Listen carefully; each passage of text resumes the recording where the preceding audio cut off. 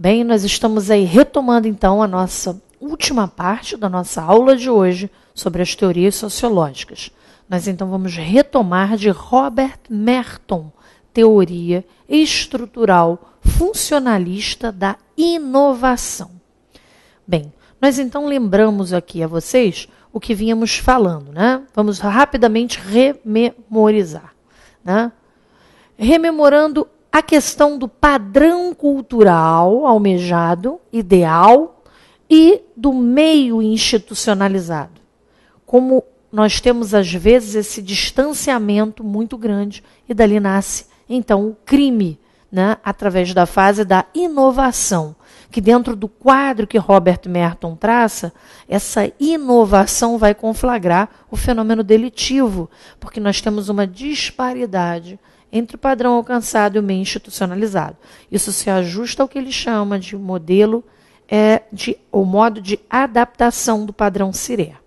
Então, a primeira fase que ele coloca para nós é quando nós temos um indivíduo como você aí na sua casa, estudando para o seu concurso público. Você trabalha, você estuda. Então, você quer um padrão cultural, né, que possa lhe garantir uma certa qualidade de vida, e você adere completamente, não é, a esse meio institucionalizado. Então, você busca alcançar o padrão cultural a partir dos meios que você tem, né, desses meios sociais. Então, você vai estudar dentro das suas possibilidades, você vai buscar certos cursos, vai comprar os livros, vai se autocontrolar, se autorregular, se autodisciplinar, visando essa meta. Esse, portanto, é um dos pontos mais importantes que a gente tem do que ele chama de conformismo. O conformismo, o indivíduo aceita, né, tanto o padrão cultural almejado quanto o meio institucionalizado e se autodisciplina para o trabalho. Então, nós temos um elemento positivo no conformismo e um elemento positivo também no que diz respeito não só ao padrão cultural, mas ao meio institucionalizado. A segunda forma que nós vimos no Sirer, o ser é o conformismo e o I é a inovação. A inovação aqui é a fase do crime, como eu já disse a vocês. Então, o indivíduo no crime, ele aceita aquele padrão cultural ideal. Né? Qual o padrão cultural ideal? Homem de sucesso, ele quer carro, ele quer dinheiro, ele quer joias. Porém, ele não aceita o padrão, o meio, né, institucionalizado. Né? Então, aquilo não lhe é acessível. Então, ele rompe com esse sistema. Ele tem como positivo, no plano da inovação, o padrão cultural, mas como negativo, justamente, será o elemento do meio institucionalizado que ele não aceita. Então, haverá crime no padrão Sirer, C, conformismo e inovação. Uma outra fase nesse quadro que nós temos é do chamado ritualismo no modelo Sirer. Como é que se ajusta o ritualismo? No ritualismo, é o primeiro R do Sirer. No ritualismo, uma pessoa, né, um indivíduo, ele percebe, né, com certo descaso esse padrão cultural. Então, ele acredita, né, que nunca ele vai atingir aquilo. Ele não está nem aí para esse padrão cultural. Né? Ele é meio resignado em relação a isso. Mas ele acha que é justo ele trabalhar, levar a vidinha dele, né? Vai levando o seu trabalho, respeita as regras. Então, ele tem como positivo o meio dele institucionalizado, esse meio social. Ele aceita esse meio social, mas ele nega, né, o padrão cultural. Né? Então, ele não aceita esse padrão cultural. Ele não busca esse padrão cultural. Então, esse é um modelo que nós chamamos de ritualismo. No modelo Sirer, se nós vimos que temos com C o conformismo, com I a inovação, o primeiro R de ritualismo, agora vem a letrinha E de evasão. Evasão é quando o indivíduo, tá, ele vai negar, ele vai se evadir de tudo, ele vai negar os dois elementos. Ele nega aquele padrão cultural ideal e ele também nega o meio institucionalizado. né? Então ele se afasta de tudo. São indivíduos que são praticamente percebidos como párias dentro da sociedade. É um mendigo, né? É um indivíduo que é drogado, que não faz nada. É um indivíduo que é um bêbado ali, que não faz nada. Então, essas pessoas vivenciam um modelo de evasão da sociedade, porque elas nem apostam no padrão cultural ideal, como também elas se afastam o máximo possível do meio institucionalizado. Esse meio social, elas não estão também buscando galgá-lo. Depois, então, desse E, nós temos a letrinha R. A letrinha R agora nos fornece o padrão do que a gente chama de rebelião dentro do quadro do Cirer. Então, o Cirer, ele começa com aquele C do conformismo, depois ele vai ter o I da inovação, em seguida vem o R do ritualismo, depois a gente vai ter a evasão. Na evasão, ele se afasta de tudo, os dois elementos são negativos, e aí a gente vai ter o último R, da rebelião. Bem, a fase da rebelião, né, ela rompe, como o próprio nome diz, né, rebelião, na minha opinião, de vezes chamar quase que revolução, né, porque é uma ruptura mesmo, mais radical. O indivíduo rejeita tanto aquele padrão cultural, como ele rejeita o meio institucionalizado. Né? Então, uma rejeição dessas metas e dos meios que são dominantes, né, que podem ser desiguais. Então, você tem uma busca, né, uma luta por uma transformação, por uma substituição, né, que vai clamar por um modelo que traduza-se através de uma nova ordem. Né? Então, isso às vezes vem junto com uma revolução social, alguma coisa. Então, o indivíduo ele rompe com tudo. Né? Aqui vai ser menos para mais para menos, ele troca tudo. Né? Ele nega essas duas e tenta anular para criar um outro. Então, se ele nega, ele vai depois trazer um mais, né? Para reafirmar essas perspectivas. Então, o que é importante a gente tentar traduzir é que dentro desse modo de adaptação mertoniano, de Robert Merton, nós temos sim o chamado padrão ou meta cultural, né, que vai se entrecortar com o meio institucionalizado. Né? Quando nós temos o padrão cultural sendo aceito e também o meio institucionalizado, também aceito, mais e mais, nós temos o conformismo. Quando nós temos no padrão cultural a ideia da inovação, essa inovação ela é aceita. Nós temos ali um mais em relação ao padrão cultural. O indivíduo, né, quer aquele padrão cultural, mas ele nega o seu meio institucionalizado, a gente vai ter o crime. Então, é mais com menos. Depois a gente tem a ideia do ritualismo. No ritualismo, também, o padrão aqui, ó, o padrão cultural ideal, ele também é recusado, mas o indivíduo vivencia aquele meio institucionalizado, que é positivo. Então, a gente vai ter menos e mais no ritualismo. E, por fim, nós temos a evasão. Na evasão, o indivíduo não quer saber de nada. Né? São os párias. Então, o que o indivíduo faz em relação ao seu padrão cultural? Ele nega, em relação ao meio institucionalizado, ele nega menos e menos. E, por fim, para finalizar, o Cirer vem a rebelião. Na rebelião, ele vai trazer o menos, mais.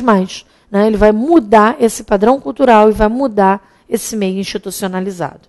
Bem, então, a gente agora pode, então, trabalhar no sentido de buscar fixar um bocadinho desse conteúdo do Robert Merton, né, que também traz muitas curiosidades e certamente, né, são teorias desconhecidas do grande público desse concurso. Pode ser o seu diferencial. Vamos lá. Teoria estrutural funcionalista da inovação. Robert Merton. Ele afirmou que a explicação para o crime, ela radica na distância entre o padrão cultural almejado e a estrutura social. O insucesso de se atingir o padrão cultural riqueza, sucesso, status profissional, devido à insuficiência de metas ou meios institucionalizados na estrutura social, produz anomia. Daí o modelo com esses modos de adaptação CIRER. Aí é o CIRER que eu disse a vocês. O primeiro que o CIRER traz é o conformismo. Ele entende a adaptação em que o indivíduo aceita o padrão cultural e adere totalmente aos meios institucionalizados, buscando alcançá-lo. É você lá no seu concurso, é mais e mais. Depois ele vai partir dentro dessa teoria estrutural, funcionalista, né? Ele vai entender a inovação, e é importante você saber que o crime está aí, na inovação. Aqui é mais e menos. Então, o indivíduo, ele aceita o padrão cultural, por isso que é mais. Porém, não os meios institucionalizados no plano da estrutura social, né, que não são acessíveis a todos. Né, ou ainda quando são, o indivíduo não necessariamente, né, os aceita. Então, isso rompe com o sistema e ele desvia a crime na fase da inovação. Ritualismo. No ritualismo, a pessoa percebe com descaso o padrão cultural e acredita que nunca atingirá as metas culturais. Contudo, ela resigna-se aos meios institucionalizados. Ela aqui respeita as regras. Então, notem, é menos e mais. Porque a pessoa percebe, né, mas ela não liga, não deseja o padrão cultural, por isso é menos, e ela acha que com isso ela se resigna e ela segue os meios institucionalizados. Né? Então, por isso, em relação aos meios, é mais. Depois, a gente, no CIRER, nós vimos o conformismo e a inovação e o ritualismo. Agora a gente vai ver o E e o R para fechar o CIRER da evasão e da rebelião. Na evasão, o indivíduo não segue os meios institucionalizados e nem as metas culturais. Ele encontra-se distanciado da sociedade, ele vive deslocado. Bem, ele tem o que a gente chama de comportamento anômico. Então, por exemplo, eu coloco aí para vocês os mendigos, os párias, indivíduos bêbados, drogados. Portanto, aqui é menos e menos. Né? Eles têm um comportamento anômico. Então, a ideia de estar também deslocado de tudo gera essa ideia de desorganização, de caos, de anomia, né? Diferente da outra anomia que nós vimos por ruptura, né, com a norma na fase da inovação. E, por fim, a rebelião. Na rebelião, trata-se da rejeição das metas e dos meios dominantes. Configura-se a luta pela sua substituição na busca de uma nova ordem. Então aqui, como eu disse a vocês, tende a vir uma revolução social. Quando nós falamos aqui em revolução social, ela se traduz porque você vai ter menos, quer dizer, você nega as duas fases, depois você afirma, né, dois novos elementos para essas fases, ou seja, uma nova meta cultural e uma nova estrutura social institucionalizada. Então, primeiro nega as duas e depois reafirma as duas, né? Daí esse menos, mais, menos, tá, dos sinais. E para finalizar, eu deixo aqui para vocês um quadro com o modo de adaptação, né, que é o padrão ou meta cultural, seria a nossa segunda coluna, né, versus o meio institucionalizado. Então, o modo de adaptação a gente vê ali descrito, olha, conformidade, inovação, ritualismo, evasão e rebelião. Se a gente olhar de cima para baixo nessa coluna, nós vamos ver as letrinhas que designam a ideia do CIRER. Olha lá, o C de conformidade, I de inovação, R de ritualismo, E de evasão e R de rebelião, CIRER. E nas colunas ao lado, nós vamos notar a primeira coluna, depois dessa descrição, que é a coluna do meio, ela traz o padrão cultural. Então, o padrão cultural, aí a gente observa pelo padrão cultural, na conformidade, você em casa estudando, você aceita o padrão cultural, até o indivíduo que comete o crime na inovação, ele aceita. Só quem não aceita no ritualismo e na evasão. Depois a gente volta para a rebelião, que aí ele também vai negar para trazer outro novo, né? E depois a gente observa na última coluninha, né, a gente tem um meio social, a estrutura social institucionalizada. No conformismo, você estudando para o seu concurso, você também aceitou esse meio institucionalizado. Na inovação, não. É aí que a gente tem o crime. O indivíduo não aceita, né, o esforço, a sua decisão de ter que batalhar ali naquele meio institucionalizado, que muitas vezes é extremamente desigual, né, e não oferece oportunidades semelhantes a todos. Né? Então, ele acaba trazendo o Durkheim, o Merton, né, ele não, nessa perspectiva funcionalista dele, ele acaba trazendo uma forma de criminalidade que desconsidera a contribuição do Edwin Sutherland, dos crimes do colarinho branco. Porque nessa fase do crime pela inovação, mais uma vez nós vamos ter uma incidência de pessoas pobres, pessoas cujo meio institucionalizado na estrutura social era geralmente muito desfavorável. Né? Daí, né, alguma crítica que a gente pode tecer a este modelo proposto por Robert Merton. Merton tem várias contribuições muito interessantes, mas ele acaba restringindo um pouco o fenômeno do delito nessa perspectiva do meio institucionalizado pela inovação.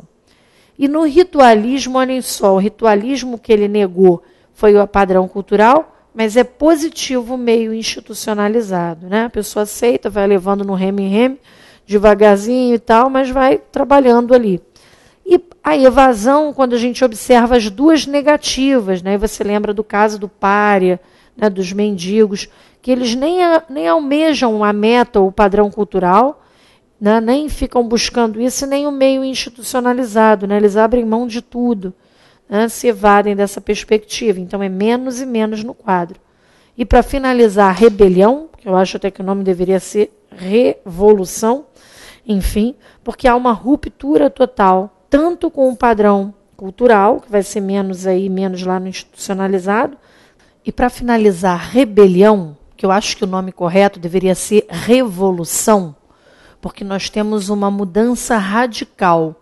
Né? Nesse caso, busca-se trocar o padrão cultural, né, por um outro padrão cultural.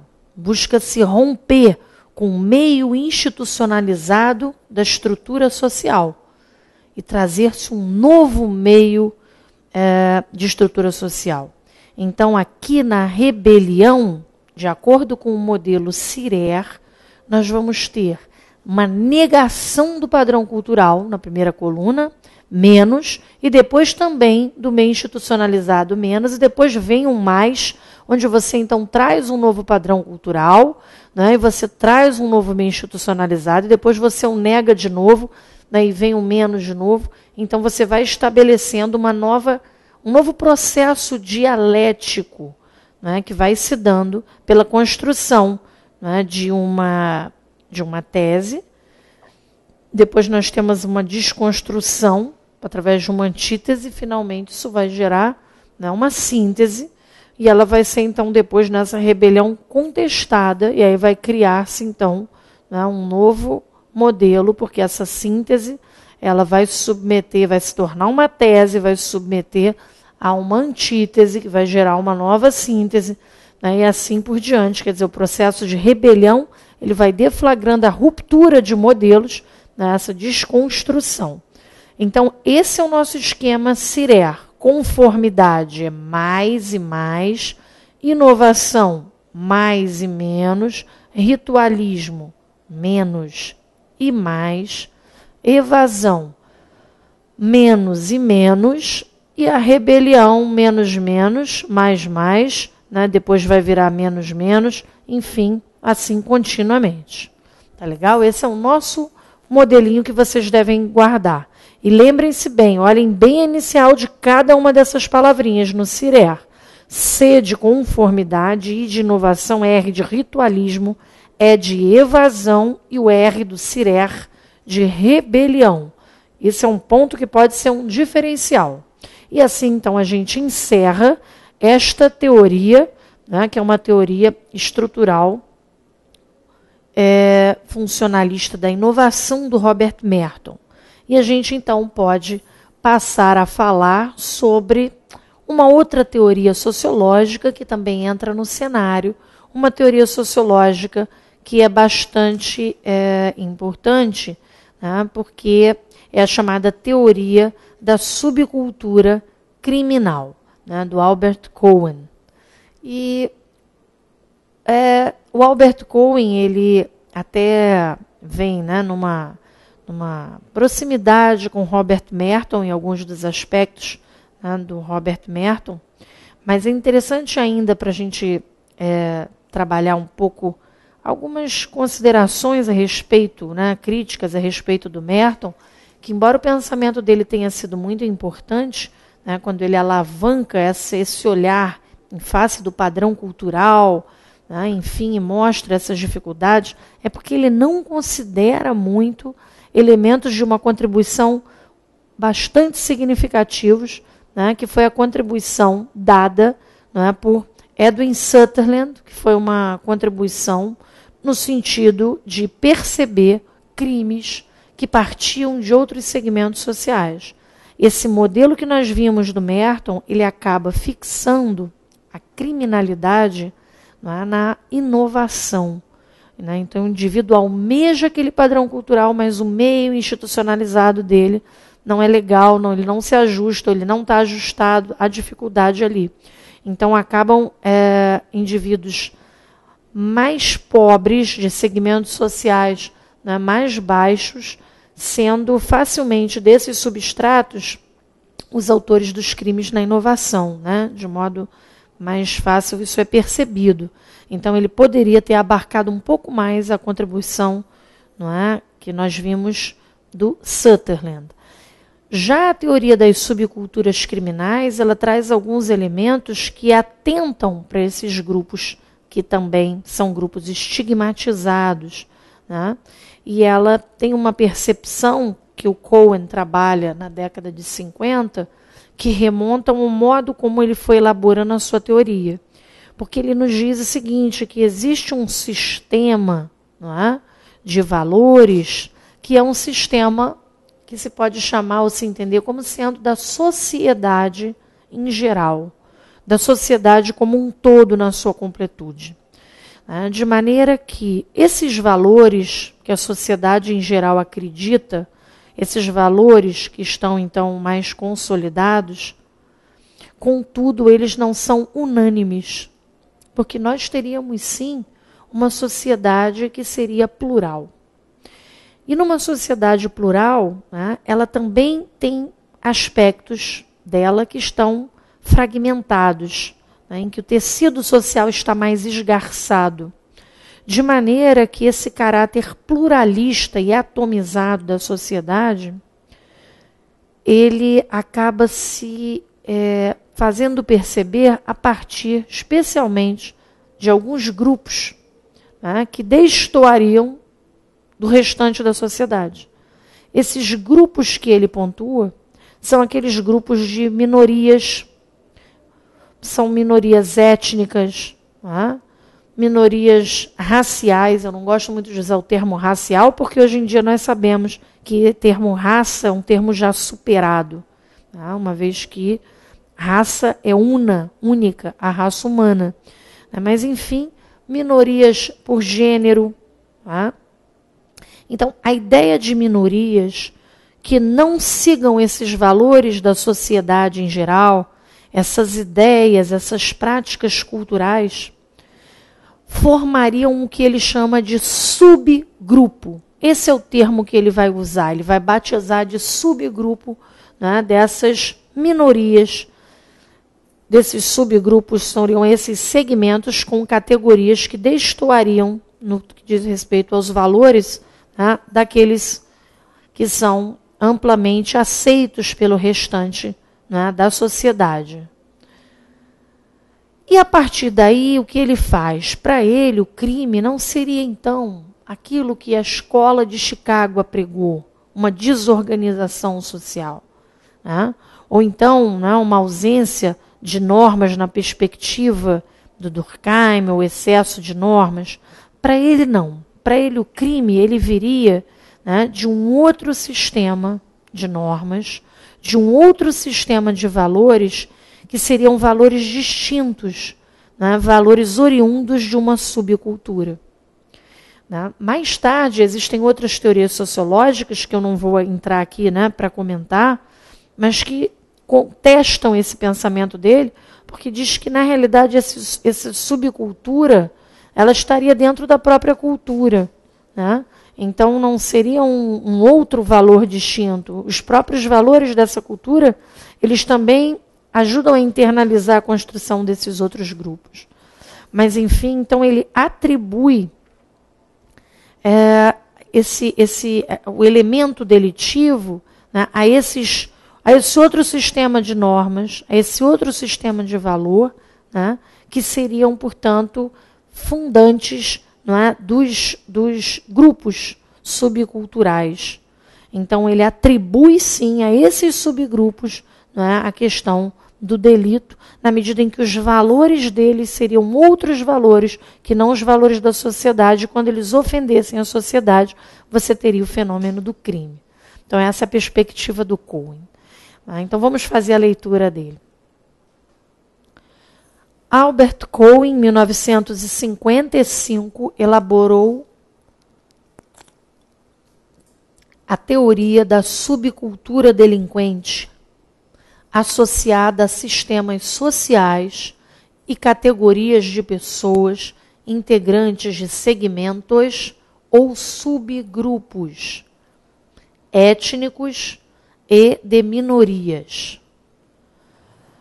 Práticas e ideias culturais diferem das seguidas pela sociedade em geral.